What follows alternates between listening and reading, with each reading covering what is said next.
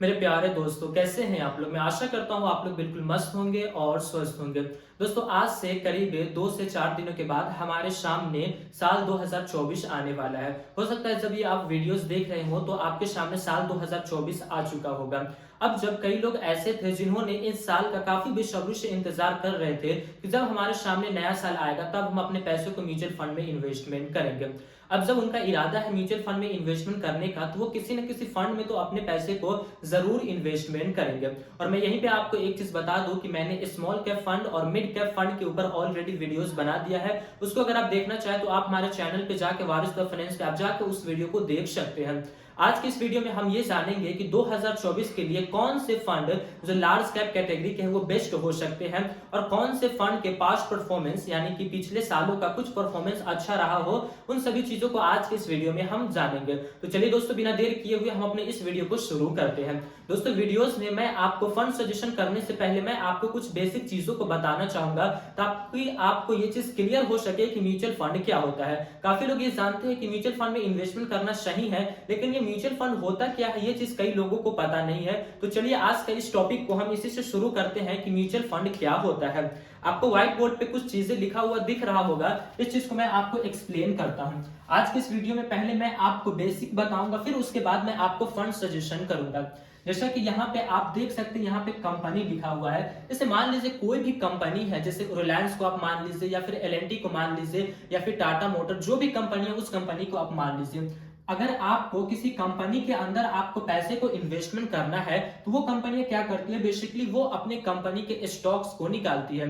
यानी कि मान लीजिए कोई कंपनी जिसने 100 स्टॉक्स अपने निकाले हैं, अगर आपको इस कंपनी के अंदर अपने पैसे को इन्वेस्टमेंट करना है यानी कि हिस्सेदारी करना है, इस कंपनी के मालिक बनना है, तो आपको उस कंपनी के स्टॉक्स को खरीदना पड़ेगा। चाहे आप यहां से एक स्टॉक्स खरीदे, या फिर आप 5 स्टॉक्स खरीदे, या फिर 100 का 100 आप स्टॉक्स खरीद ले, आप उस कंपनी के मालिक बन जाएंगे। ये तो हो गया कि आपको किसी एक कंपनी के अंदर मालिक बनना है।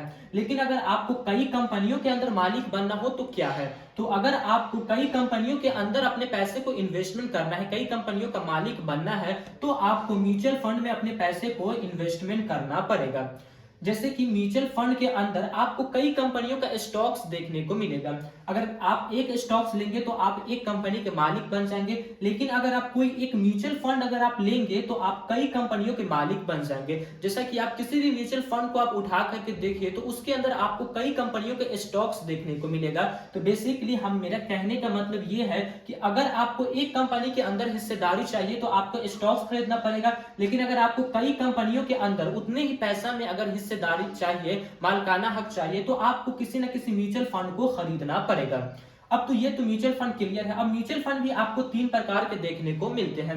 सबसे पहले आता है लार्ज कैप। लार्ज कैप के अंदर वो कंपनियां आपको देखने को मिलेगी जिस कंपनी का मार्केट कैप्चर यानी कि जिसका नेटवर्थ 10 बिलियन डॉलर से अधिक का होता है। जो भी कंपनी इस 10 बिलियन डॉलर के लिमिट को क्रॉस करेगी वो कंपनी लार्ज कैप के अंदर आ जाएगी। अगर आपको 10 बिलियन डॉलर वाले बड़ी कंपनी में अपने पैसे को इन्वेस्टमेंट करना है, उस कंपनी के मालिक बनना है, तो आपको लार्ज कैप कैटेगरी का फंड खरीदना पड़ेगा, जो कि आज की इस वीडियो में हम उसी चीज के बारे में डिस्कस करने वाले हैं। उसके बाद आता है हमारे सामने मिड कैप। मिड कैप के अंदर आपको वो कंपनियां देखने को मिलेगा जिसका मार्केट कैप्चर 5,000 करोड़ से लेकर के 20,000 करोड़ के बीच में होता है। उस कंपनी को हम मिड कैप फंड कैटेगरीज कहते हैं। उसके बाद लास्ट में हमारे सामने आता है स्मॉल कैप फंड।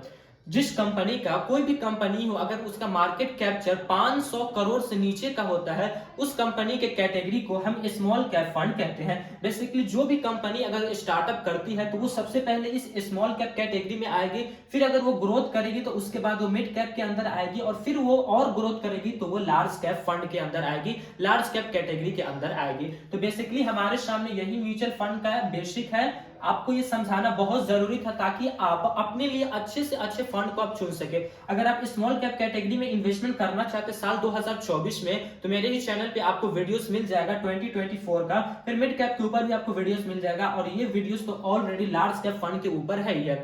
तो चलिए बिना देर किए हुए हम अपने इस वीडियो में आगे बढ़ते हैं और हम देखते हैं कि साल 2024 में हम किस फंड को लेंगे जो अच्छा परफॉर्मेंस कर सकता है, और किस फंड का पीछे जो अतीत में हमारे सामने उसका अच्छा परफॉर्मेंस था।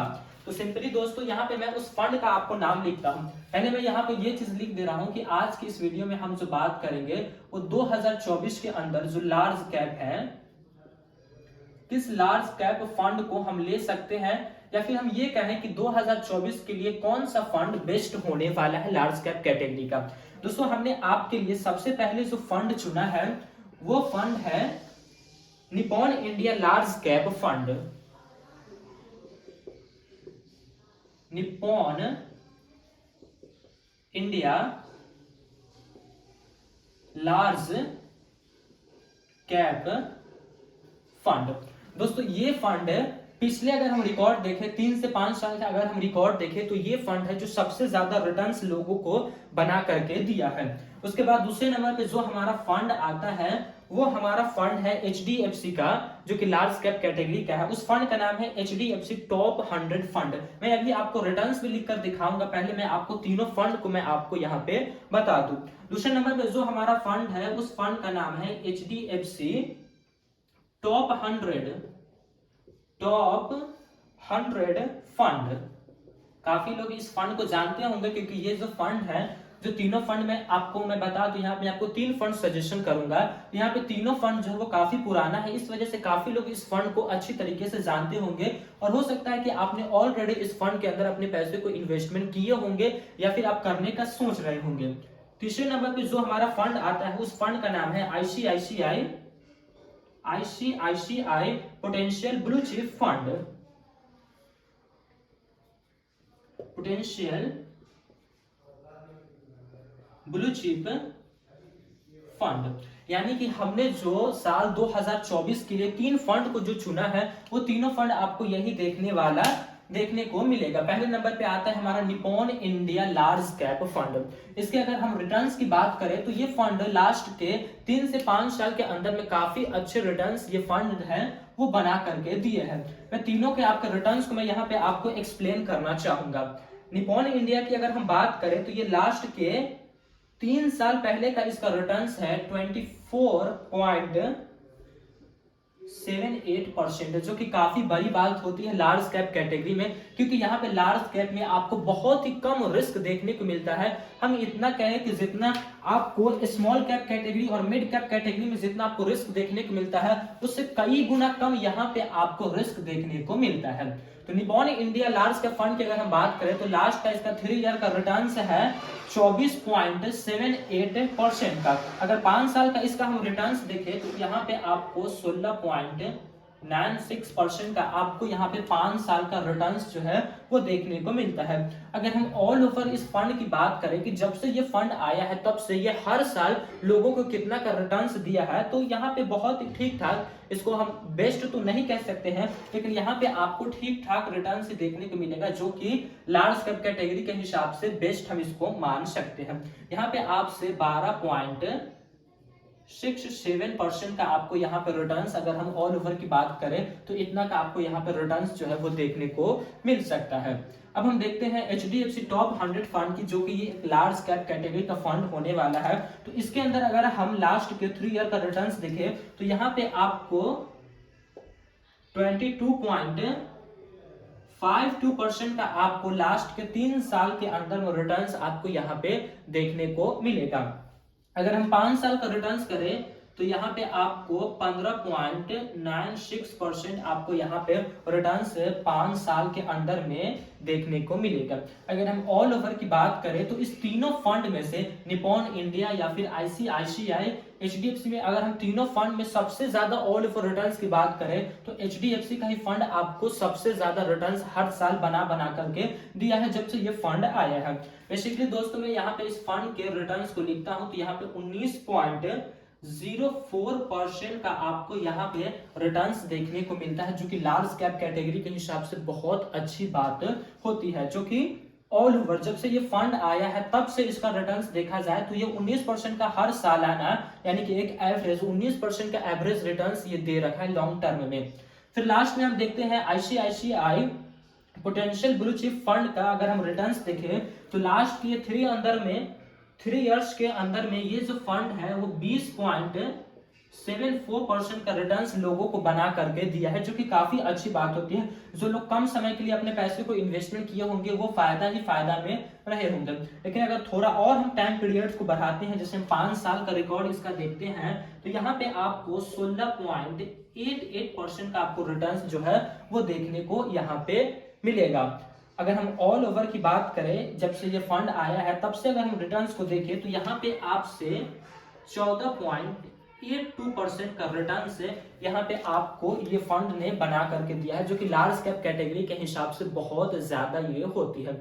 अगर आप निपॉन इंडिया की तरफ भी जाएंगे तो आपको अच्छे रिटर्न्स देखने को मिलेंगे। यहाँ पे 3 साल का इसका रिकॉर्ड है, जो कि काफी बेहतर है, जो कि लार्ज कैप कैटेगरी के अंदर में सबसे ज्यादा रिटर्न्स 3 साल के अंदर में निपॉन इंडिया ही बना करके दिया है। इसकी आशा की जाती है कि निपॉन इंडिया आने वाले समय में और अच्छे रिटर्न्स लोगों को बना करके दे सकता है। जैसा कि ये फंड लार्ज कैप कैटेगरी का है, तो लार्ज कैप कैटेगरी के हिसाब से 3 साल के अंदर में इन तीनों का अगर रिटर्न्स देखा जाए तो काफी बेहतर यहाँ पे हमें रिटर्न्स देखने को मिलता है। कोई अगर छोटे टाइम के लिए अपने पैसे को इन्वेस्टमेंट करेंगे तो वो इस रिटर्न्स को एक्सपेक्ट कर सकते हैं।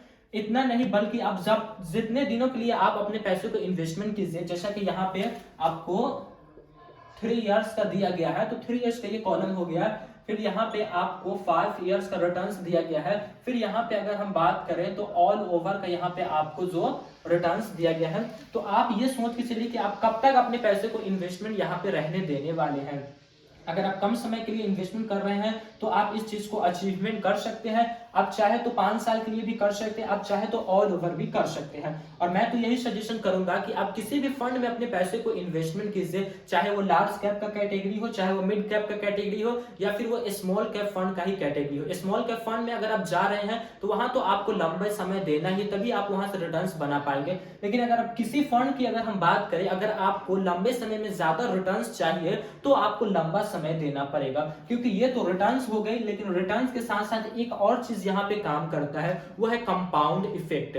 अब जितना ज्यादा समय देंगे उतना ज्यादा आपको रिटर्न्स वहां से देखने को मिलेगा, उतना ज्यादा आपका पैसा ग्रो करेगा, उतना ज्यादा आपका वेल्थ क्रिएट होगा। अब देख रहे होंगे कि यहाँ पे लोगों को मात्र 3 साल के अंदर में 24% का रिटर्न्स मिला है, लेकिन मैं कहूं तो इससे ज्यादा ये रिटर्न्स है, 12% अगर ऑल ओवर मिला है। अगर कोई व्यक्ति मान लीजिए 10 साल से इन्वेस्टमेंट किया है, 10 साल के अंदर में उसे हर साल इतना का ही रिटर्न्स मिला है, तो वो इसके मुकाबले वो ज्यादा है। वो इसलिए क्योंकि ये देखने में रिटर्न्स केवल हमें दिखाया जा रहा है, लेकिन कंपाउंड इफेक्ट जो होता है वो यहाँ पे हमें नहीं दिखाया जा रहा है। इसीलिए अब जितना वक्त म्यूचुअल फंड के अंदर देंगे उतना ज्यादा आपका वेल्थ क्रिएट होगा।